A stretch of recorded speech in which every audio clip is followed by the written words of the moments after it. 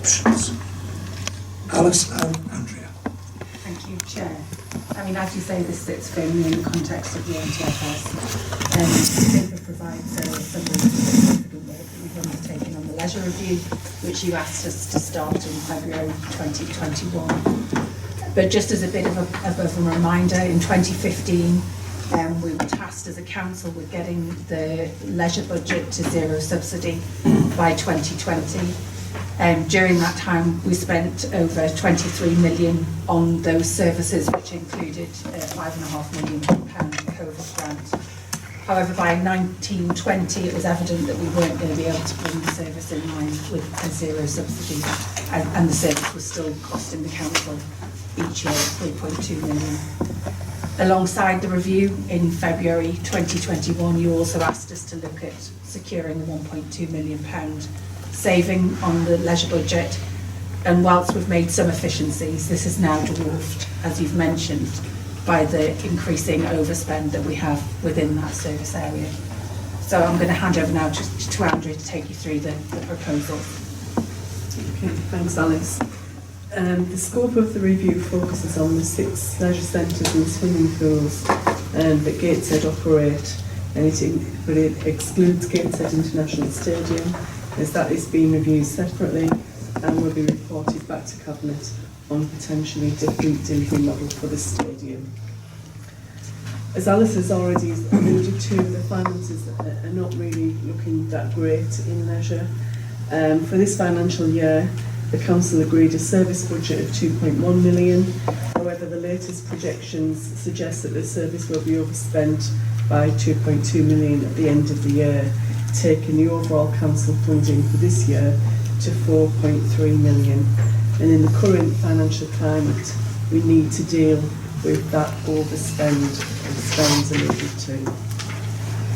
COVID has worsened the financial position due to facilities not opening as quickly as other operator sites, which has led to a loss of income for the service and staffing difficulties at a time when costs are spiralling upwards.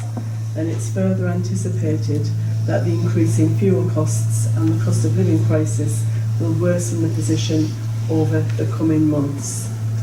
The leisure centre buildings are ageing, and some of them require major essential works over the coming years at a further cost of 13.3 million. And the service is therefore unaffordable in its current format. A thorough service delivery option has been undertaken, and it's identified that the best option for the council is to procure an external delivery partner to manage the service for the next 10 to 15 years. It is noted, however, that reductions in funding will not materialise until at least 3 or 4 years, and therefore the council must also consider a more immediate action in terms of the rationalisation, i.e. the reduction in the number of leisure facilities, in addition to the outsourcing of the management of the service, to ensure that the long-term contract is deliverable and it's delivered within the budget envelope. Any site closures will be subject to a thorough public consultation and staffing consultation process, which, subject to approval by Cabinet, will start in early November.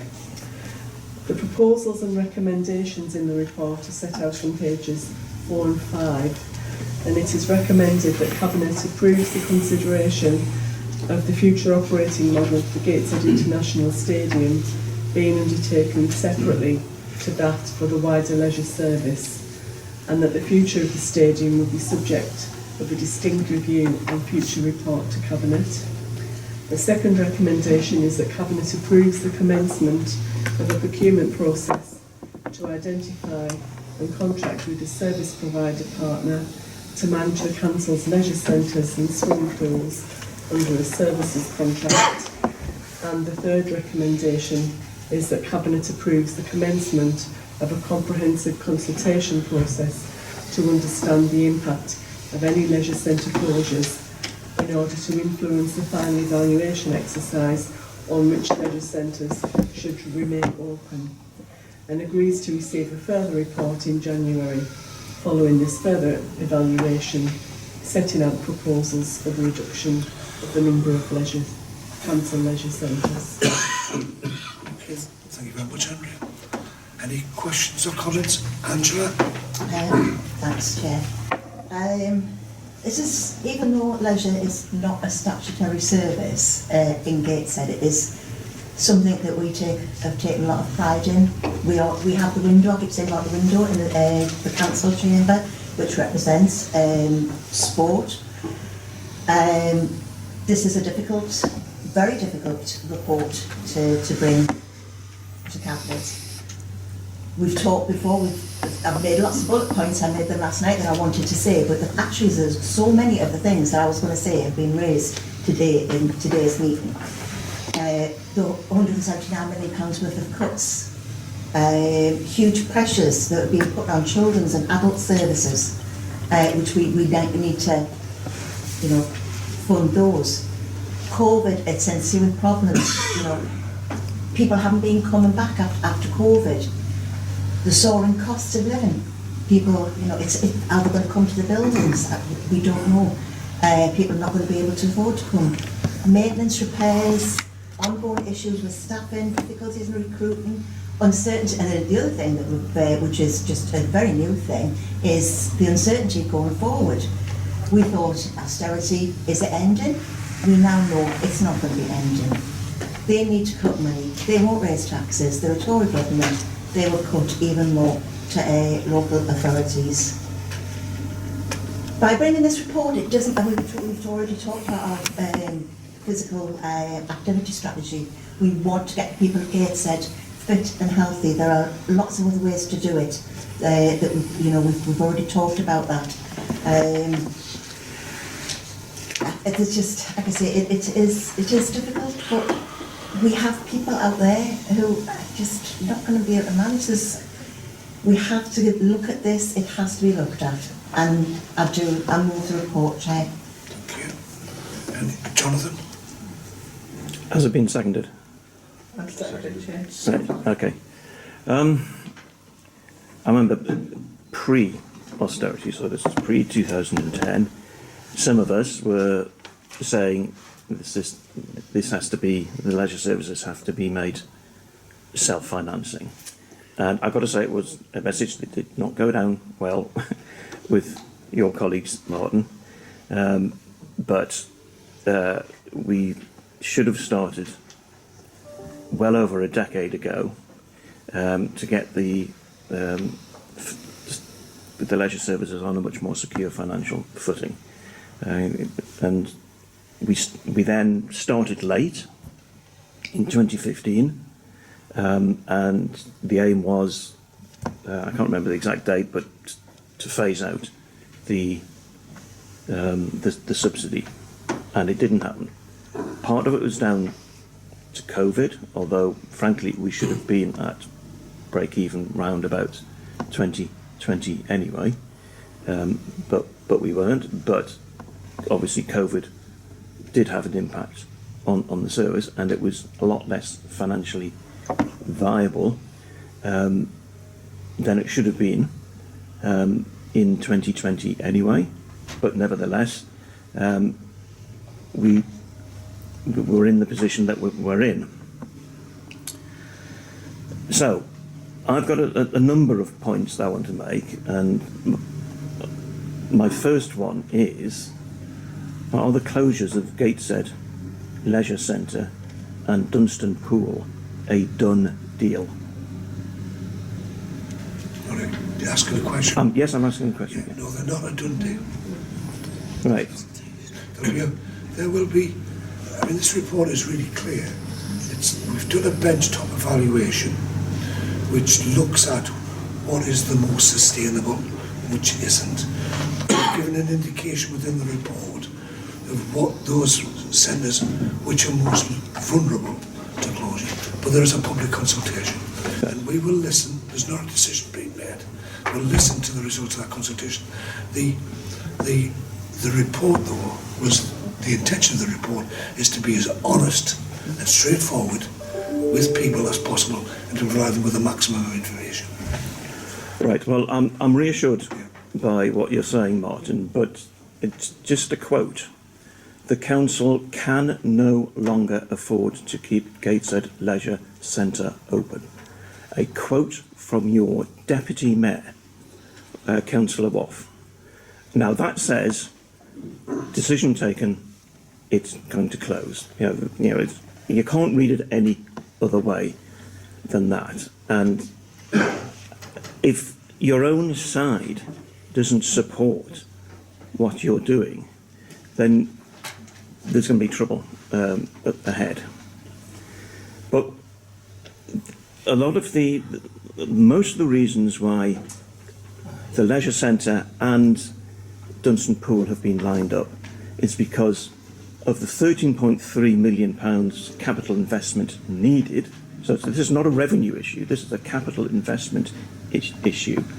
9 million of it is for a new roof at the leisure centre, which makes it unviable. And then most of the rest of it is for repairs that are needed to keep Dunston Pool functioning. I don't think it's there, but there is I think, £9 million need to be invested in Gateshead Leisure Centre over the next 5 years, but that includes a whole range of things. But the vast majority of it is for the leisure centre and for Dunston This Pool. £9 million over the next 5 years, capital would need to be invested in Gateshead Leisure Centre. Yeah. You're absolutely right. But right. But my question is, have any applications been submitted for capital funding? I don't mean revenue support, so not the COVID grants. This is for capital funding for major repairs and new equipment and a new infrastructure within the. Have any applications been made to government for that sort of investment? We haven't made any applications to government, no, but it is part of our capital discussion, so Darren's very aware of the assessment of need, and it's sitting on this sort of second line, if you like, in relation to capital investment pending the decision that will be made by Cabinet in January. Right. So we're lining up centres for closure at the same time as Newcastle have applied successfully for grant funding, capital funding, so that they can close an old centre which was costing a fortune to run and replace it with a completely new centre with an application of £22 million successfully made to the Levelling Up Fund. So why hasn't Gateshead been making similar applications? Someone answer that question. I don't. I heard Sheena say we can only make one application per area. Right, okay. Jonathan, I absolutely 100% agree with you that the solution to this is that the government needs to give us more money, right? And if there is an existing grant system for leisure revenue or leisure capital, I'll pledge myself to it, my signature in blood. Okay, absolutely. Right. And I'll do that jointly with you. Right. Okay. Well, it may be a bit too late for signatures in blood, Martin, because we're at the point now where we're about to consult on the closure of 2 of our facilities and a possible third one as well, because Birtley has a big question mark over it as well. So we should have been applying for capital funding over the past few years, and particularly now that, with Newcastle's recent application, they've shown it can be done. So the question is, why haven't these applications been made? Why have these centres been left to deteriorate at the rate that they have been without going to the government and saying, we need some capital for this? That's the issue, because if we'd done that, we may well have had to close centres, but we would have also been opening new ones, as they're doing in Newcastle, but which we have failed to do in Gateshead. Right. I don't know if anyone else will answer that question. I don't want to answer every question. I hear what's being said, Jonathan. What you're saying is, why wasn't it done before? Okay, right? And there might be a myriad of reasons. We can only apply for grant aid that's there under the rate schemes there. sorry, somebody wants, do you want to make a commentary? Just to clarify the situation through you, Chair, the levelling up bid process, as the Chair quite rightly says, only entitles each local authority to have one bid per authority. And this authority has submitted a bid around the Gateshead Quays, and that's a bid for 20 million support. I know Peter's here, and if we were to refer to the return on investment in relation to Gateshead Quays, it is significant in terms of the number of jobs and the uplift in the economy and indeed local supply chains. So whilst I think if levelling up had been made available with more bids, we may well have put more bids in, but we were told absolutely unequivocally it could only be one bid. Peter, I don't know whether you want to add anything in relation to the return on investment in terms of keys. I mean, both in terms of the direct jobs, the indirect jobs, the kick-starting of the economy in terms of the visitor economy, but actually it also delivers a surplus in terms of the revenue accounts for the council over the 50-year process of current estimates. But the key thing is that you have to have it fully supported by the MP, and that was the deciding factor in terms of what was submitted in the levelling one and levelling up. Called by the MP. Yeah. Now, the bids that are submitted by members of Parliament, honestly. So that's not the regulation. You have to have the MP effectively has the final say. Yeah. Sorry, I'm just trying to... Right. Jonathan, are you finished? No, I haven't. No. I'm going to give you a quote from April 2022. No one, to my knowledge, has suggested that the leisure centre, the Gateshead Leisure Centre, closes. There is no need for a Lib Dem campaign to save the leisure centre. An election letter from Councillor John Adams to the residents of Saltwell. I don't know what he was doing. What was that, Jonathan? April 2022. So, I am baffled by this because I'm very happy to put you straight. Well, you can come. You can come in after I've finished speaking. Carry on. So, I'd like to hear the answer. So, this review was agreed by Cabinet in February 2021, 14 months before that statement was made. You know, has Councillor Adams been asleep during meetings, or did he just not understand what he was voting for? No need to be personal. Yeah, this is, you know. Chairman, I'm speaking, so if you don't mind, I'll speak uninterrupted. Are you chair of the meeting? I said I will speak uninterrupted. So we have spoken to residents of Saltwell about the leisure centre, and this is an examples of what they have told us. You know, why they weren't using the centre. A complex online booking system for facilities such as soft play, the website frequently crashing, the centre being closed on bank holidays, nobody answering the phone to take bookings, the closure of the restaurant, the cost of the service at £32 a month compared to less than £20 a month at other gyms, the slow opening after COVID when other councils and gyms already reopened, keeping the climbing wall and soft play shut after the rest of the centre reopened, vending machines being broken and going for weeks without being refilled, and using the car park for COVID testing when alternatives were available, such as the Dryden Centre. This is a catalogue of failure. Now, the person ultimately responsible is the Cabinet Member for Leisure. And even when you've got your own deputy mayor telling the people that a key part of their proposals is wrong, the writing is on the wall, and it's really time that Councillor Douglas should resign. Right, anybody else? Sorry, I have Councillor McElroy first, I think. Yeah, I mean, I think, John. you know, we just had the report from Darren about the medium-term financial situation, and I mean, basically there's you know, we can talk about all sorts of things about what we should have done and that sort of thing, but we've got this over £2 million overspend, we've got to deal with that. Now, I mean, no one at Gateshead, I remember the days when we were bidding for things like Capital Clubstead, that was built on our sporting and other prowess and no one, I think that's continued, and we've still got a reputation of being pro-sport and pro-culture generally. So I think and to enable us actually to have some sort of legacy, if you like, going on, if you like, a vibrant leisure sector, we've really got to do something about it now to enable it to survive. Now, this is about consultation, get people on board. I think if we go ahead, you know, we will come out of this stronger with a leisure services which will endure in the future. Okay, thank you. Sean Adams? Yes, thank you, Chair.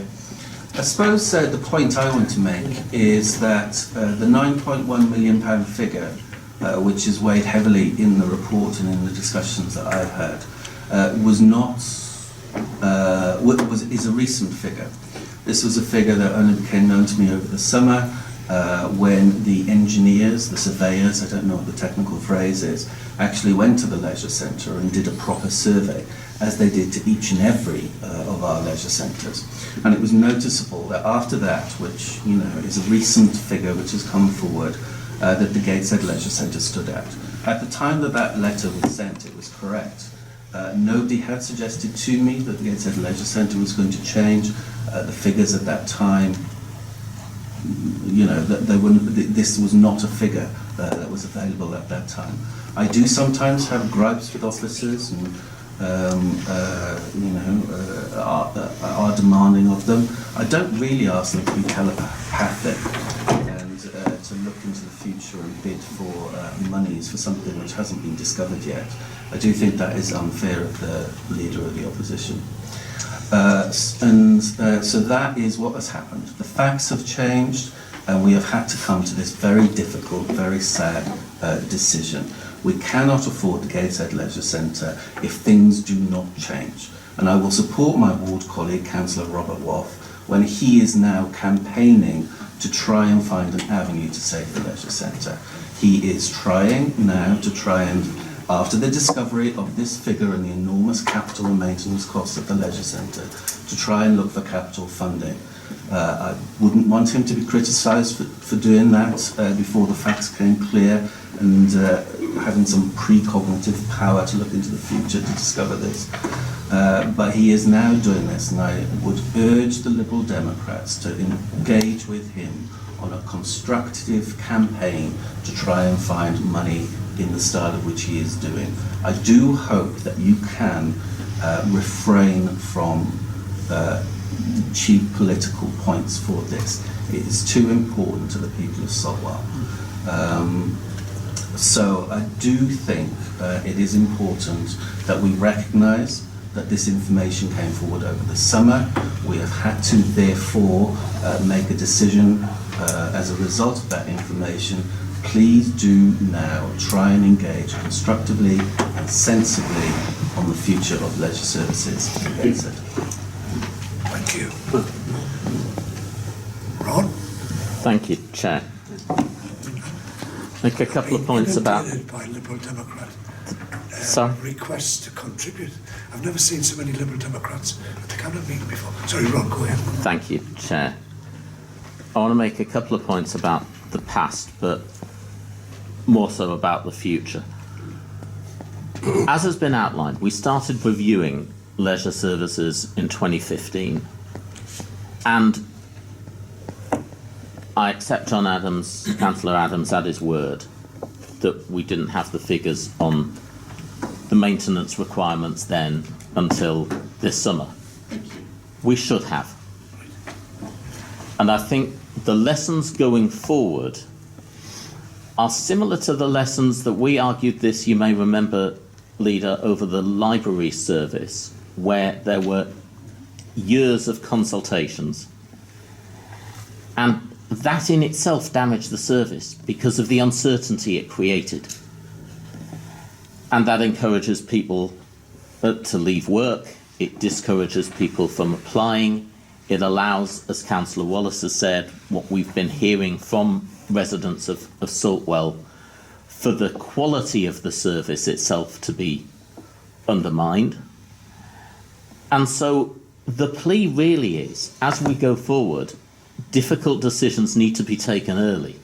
And you know, this is a theme which is emerging and, you know, informs what we've said earlier in the meeting about council tax support as well.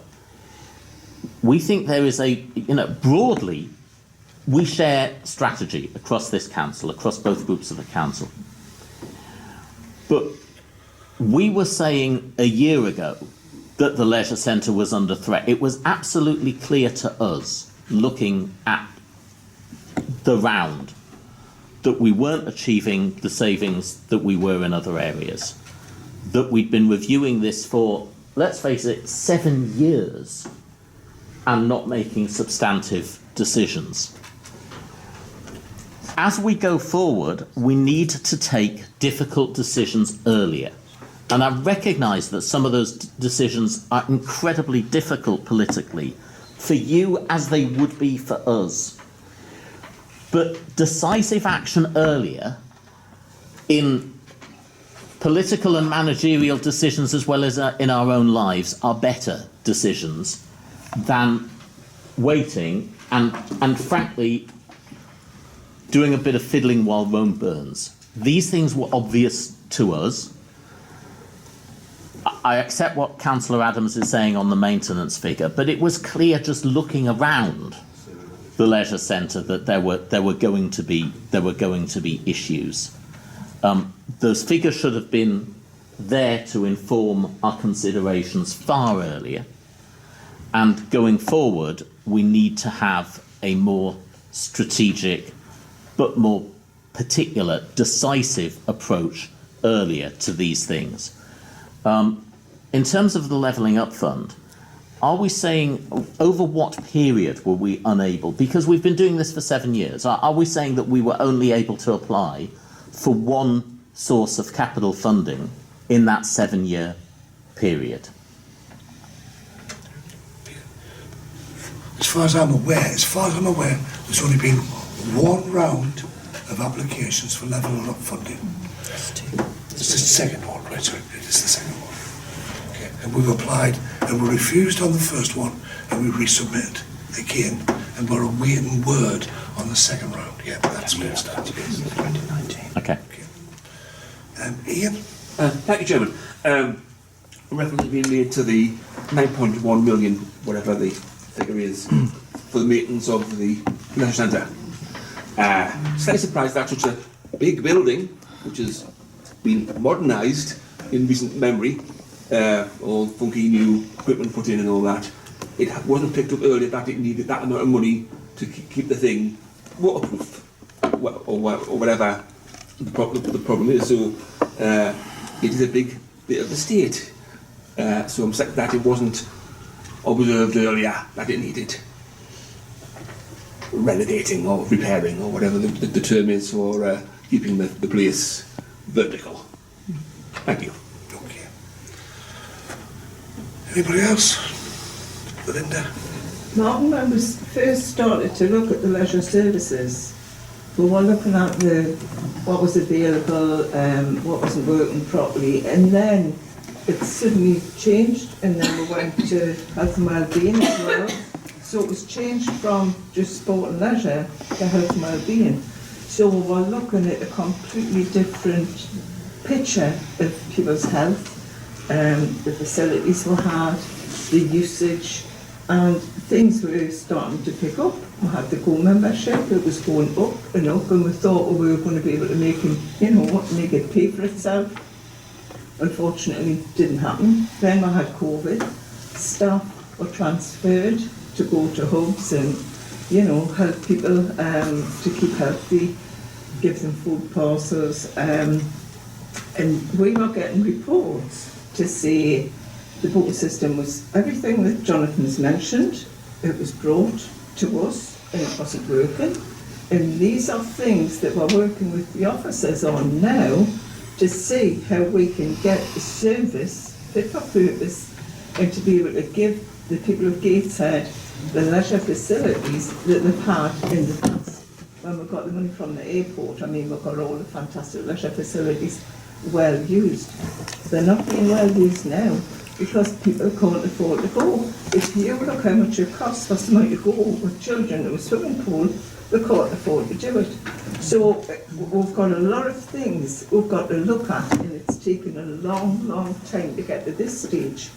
And I mean, Andrea's come in, she's working with Alice, and we've had Andy, we've had staffing who've left. There's a lot of things going on, but I think we're in a position now, we've got to move forward, we've got to go out and consult, and that's what we're doing. I mean, you know, Ian will tell you, Hewitt Pool was closed 2 summers, and my phone never stopped. Yeah. But you know, we've got to be open and honest with people and say, we haven't had stuff, there's a problem with the building, we're going to try and sort it out. And that's what we're doing.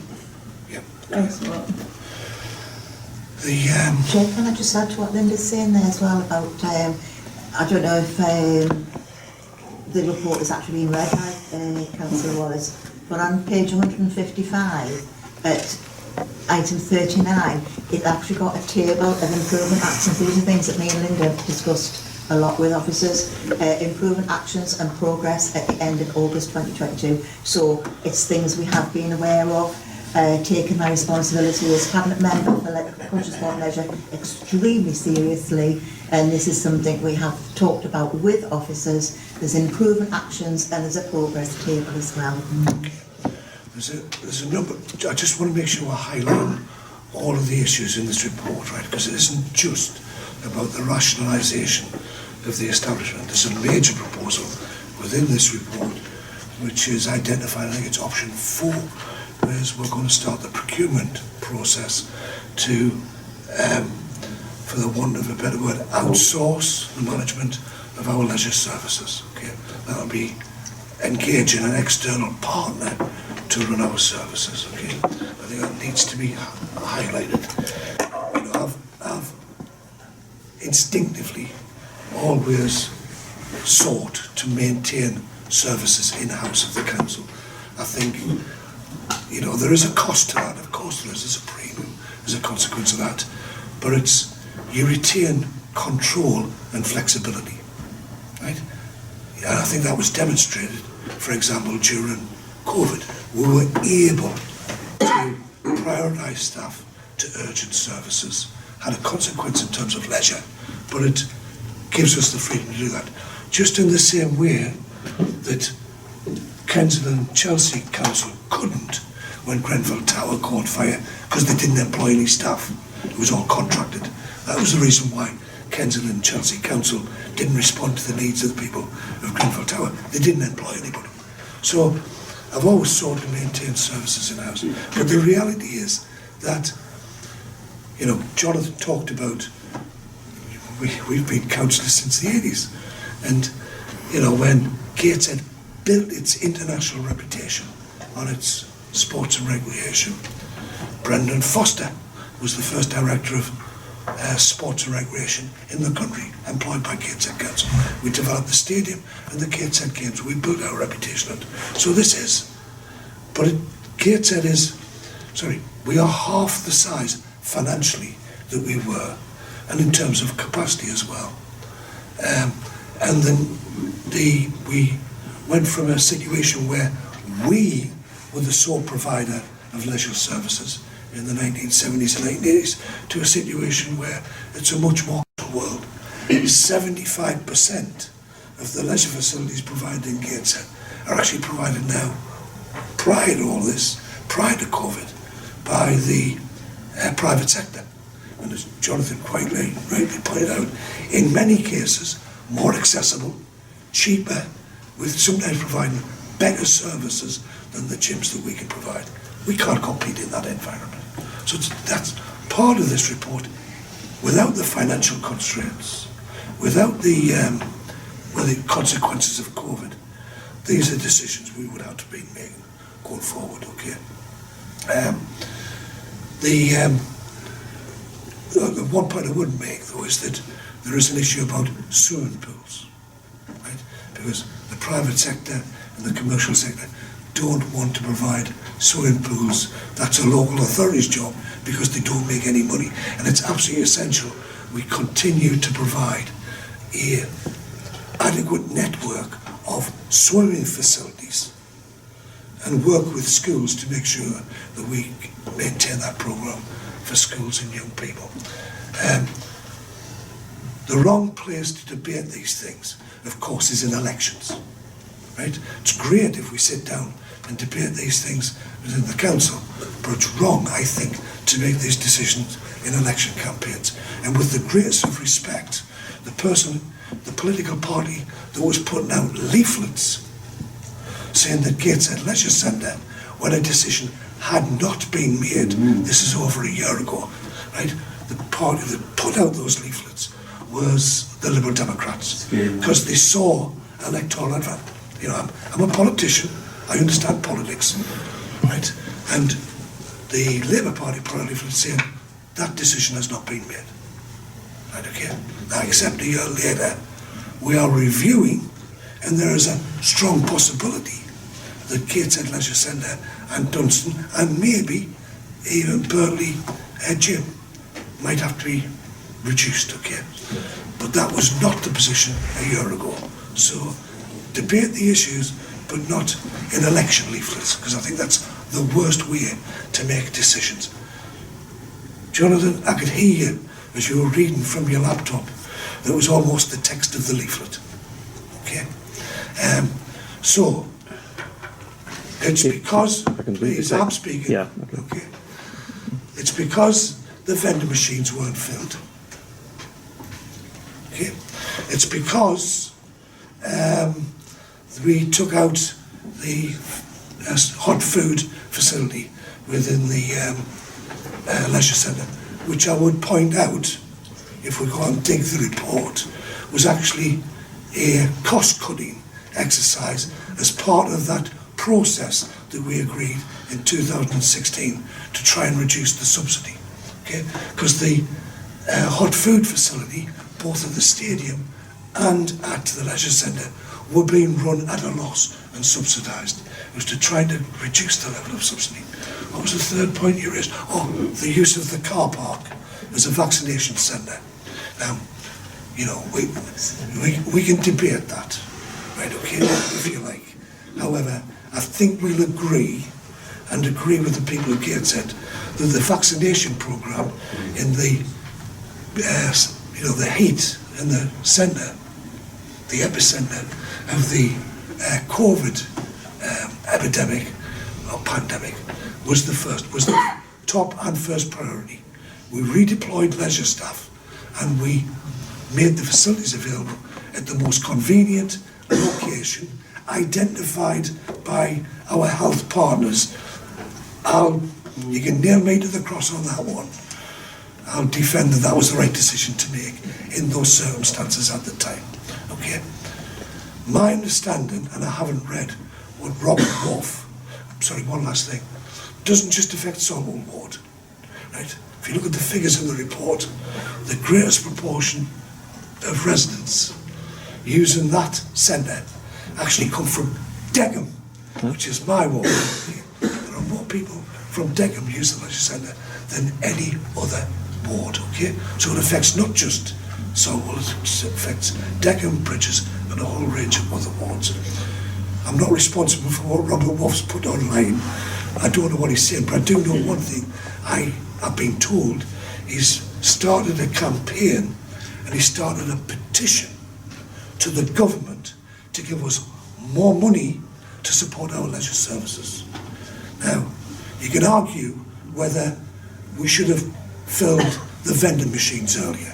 You can argue about whether we had the vaccination centre in the car park, but I would hope, and I'm challenging you, okay, and I'm challenging the Liberal Democrats, are you prepared to sign that petition, and are you prepared to join us in a campaign to get more money from the government?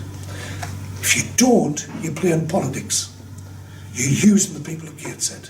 if you want to do something constructive, join us in a campaign to get more money from government. Or are you going to say yes? I invite Robert Woff to contact me so we can discuss how a joint campaign I will do that. can work. I look forward to the call from him. Can I just say that Councillor Douglas asked me if I'd read the report. Yes, I have. I read it weeks ago, and I apologise. I should have said this at the start. My thanks to the officers for the meeting that we had, which fortunately, because I'd read the report beforehand, then the fact that I couldn't lay my hands on the report at the meeting meant that I had to go entirely from memory, as you may recall, Alice. But we had I think it was nearly an hour when we discussed it with myself and Ron. And my thanks to the officers. It was a very helpful exercise, and it's helped put us in the picture as to what was happening. Okay, there's no other hands, so can we agree the report? Okay, that's not agreeing to any closures. It's about starting the procurement exercise for an external partner and starting the public consultation and there will be a report comes back. I'm assuming about January. Thank you. Okay, I can agree the report.